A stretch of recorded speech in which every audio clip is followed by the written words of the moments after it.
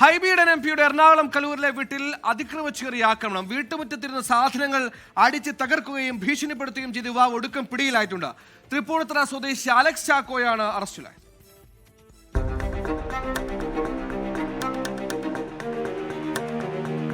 കലൂരിലെ George Eden റോഡിലെ ഹൈബി ഈഡൻ എംപിയുടെ വീട്ടിൽ ഇന്നലെ പുലർച്ചെയാണ് സംഭവം. അതിക്രമിച്ചു കയറിയ യുവാവ് വീട്ടുവളപ്പിലുണ്ടായിരുന്ന ചെടിച്ചട്ടികളടക്കമുള്ള സാധന സാമഗ്രികൾ അടിച്ചു തകർത്തു. പോലീസ് കൺട്രോൾ റൂമിൽ വിളിച്ച് വിവരമറിയിച്ചതിനു ശേഷമായിരുന്നു അക്രമം. അക്രമത്തിനു ശേഷം CCTV ക്യാമറയിൽ മുഖം പതിയുന്ന വിധത്തിൽ സെൽഫി വീഡിയോ എടുക്കുകയും ചെയ്തു.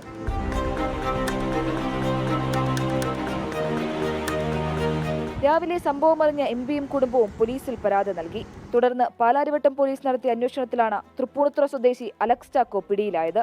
ഇയാൾ മുൻപ് പലതവണയായി എംപിയുടെയും ഭാര്യയുടെയും ഫോണിലേക്ക് ഭീഷണി സന്ദേശങ്ങൾ അയക്കുകയും ചെയ്തിരുന്നു. 24 കൊച്ചി.